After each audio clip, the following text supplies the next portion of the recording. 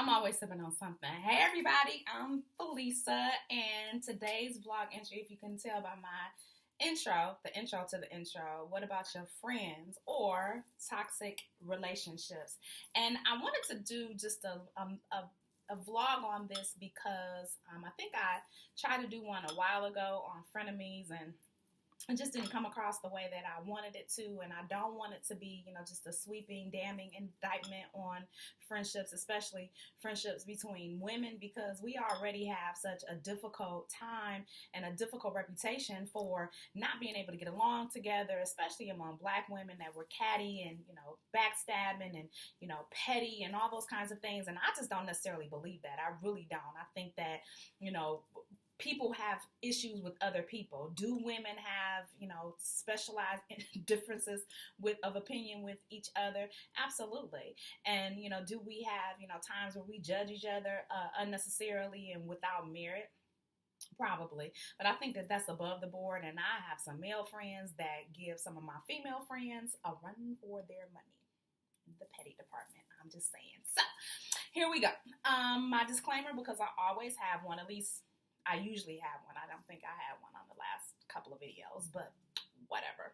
My disclaimer is that these are my opinions, my views, my thoughts, and they don't necessarily have to jive with yours or your experience, but that is what makes the world special, and it makes it go round because we all have different divergent opinions, and hopefully we can synergize. And I do hope that some of what I'm getting ready to say will resonate with you and that it will help you.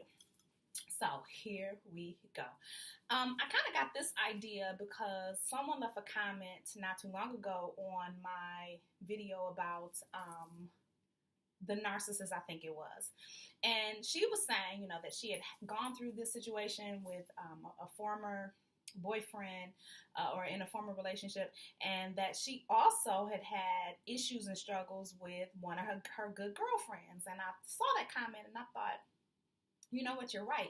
It's not always limited to just intimate relationships. I think that I was focused on that because I was going through a bad breakup, y'all. But I do think that there are situations where you have frenemies and you have, toxic relationships with other women. And, what do you do about that? And more importantly, how do you recognize that? Sometimes the dysfunction is so insidious and has been there for so long. Y'all been cool since middle school, and she been a trip since at least that long. And so you just kind of signed on to the crazy behavior because that's who she is, and you just think that's how it's supposed to be. And I'm here to say no, not really. So you really have to evaluate the friendship or the relationship on its merit. What are you actually getting from this relationship? Is she someone that you can call? Is she someone who will be there? And so here are some red flags that you need to be concerned with if you're wondering if you have a toxic relationship and or if you have a frenemy. So number one, I think that it's important to acknowledge that you do all the reaching out. So, you do all the checking in, you check on them, they drop off the grid, you don't hear from them, you're constantly extending invitations for them to come join you to do something, and, they either don't respond to you or, they never call you to just see what's going on. They might comment once in a blue moon on something on your Facebook, but yet that's supposed to be your girl. That's somebody that child. That's your acquaintance. So, if you're the person that's always extending the olive branch, if you're always the person that is extending, like the open arms and checking on them, I'm just checking on you, how are you, blah, blah, blah, and you never get that back, like never, like in the history of ever, you've never gotten it, that person can't be bothered to lift a finger to text you just to see if you're still alive. Come on now. That is not a friend. It works both ways. You should both be checking on each other. And I'm not suggesting that all people don't get busy. People make time for what they want to do, though. I'm notoriously crazy. I have a lot that's going on in my life. I have a lot of things that I'm responsible for. Some things are self-imposed that I probably could let go, and I should have let go a long time ago, and I don't. My work-life balance is a wreck. I'm trying to get this business off the ground, as I explained before. So I don't really have a whole lot of time. And, like I think I said in one of my previous vlogs, I'm not really a social creature. Like, I'm not one for outings. I'll go because I think, it's important to get out the house and live and get some fresh air, but that's not necessarily my cup of tea. But I will go. But I usually am, trying to check on my girlfriends. I want to make sure that they're okay, even if it's just a quick text message. I have a girlfriend. We tend to talk to each other on the way to work. That's the only time that we both really have availability. So 7:30 in the morning, at least once or twice a week, hey girl, how you doing? She'll call me or I'll call her just to catch up and chat. So if you want to make time, you can make time. There are points of connectivity that you can make. So I just don't buy the, oh girl, I just got busy and time just got away from me.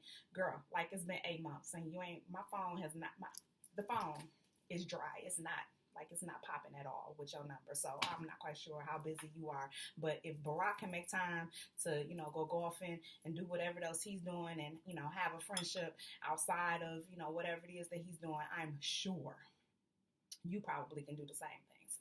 Moving on. So the next thing is if you do talk to them, they only talk about themselves. So they have no idea what's going on in your life. You could have had open heart surgery just getting back to the recovery room, and when they call you, they want to talk about themselves. So they have no idea what's going on in your life. They have no idea what you've been going through. They have no idea what you've endured. You've tried to tell them, but they always redirect the conversation back to them. They're having a talk show moment. Girl, I too had open heart surgery. Let me tell you what happened. So when I was about 40, I just collapsed at work. Next thing you know, you listening to all of the stuff that they got going on, and you've not been able to get a word in edgewise. It's supposed to be a two-way street. If they're not actively engaged and not actively interested in what's happening in your life, shows no interest at all in knowing what's happening, don't even inquire. How are you? How's the family? Do you still have the dog? None of that stuff. If none of those questions ever come out of their mouths and they're just so interested in talking about themselves, then the topic of conversation is themselves, and they really don't need you on the phone at all, or whatever it is y'all doing. Which brings me to my next point, which is they only call you when they need to dump. So you are the dumping ground.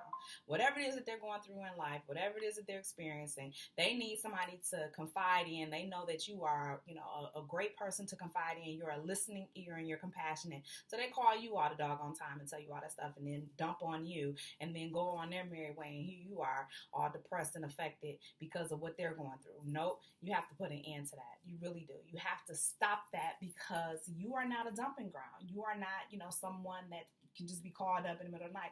You are the equivalent of a conversational booty call girl. Hear me when I say this. So they only call you when they want to talk to you. And they only want to talk to you when they have something that they want to dump on you. No, stop that. The next one is that they can't be bothered to remember any of the social things that affect you, like your birthday, your anniversary, your parents died, something, nothing. You never get any kind of call, no kind of follow-up, nothing like that. You need to reevaluate that relationship. And, lastly, really, friendships are so fluid. People fall in and out of times of closeness all the time. And, I think that that's to be expected. Sometimes people just grow apart and they no longer have anything in common. And that's cool too. And, you have other associations with other people. I have a girlfriend that I've known for years and I love her to pieces. But at the time that I was having children, she was single and now she has a little boy and I'm getting ready to be done. And so, our timing as parents just wasn't on par. But that doesn't mean that I don't love her and it doesn't mean that I won't always have a place for her. It just means that, we were just at different places in our lives. And so that's fine too. But when you come to realize that your girlfriends or, whomever is in your life is not giving you the same kind of intensity, giving you the same type of love, showing you the same type of effort that you're giving to them, that you are always pursuing that relationship is one-dimensional, one-sided, and you really need to get out of that, sis, for real. So leave your comments below. Don't forget to subscribe, and I will catch y'all later on. Talk to y'all later. Bye.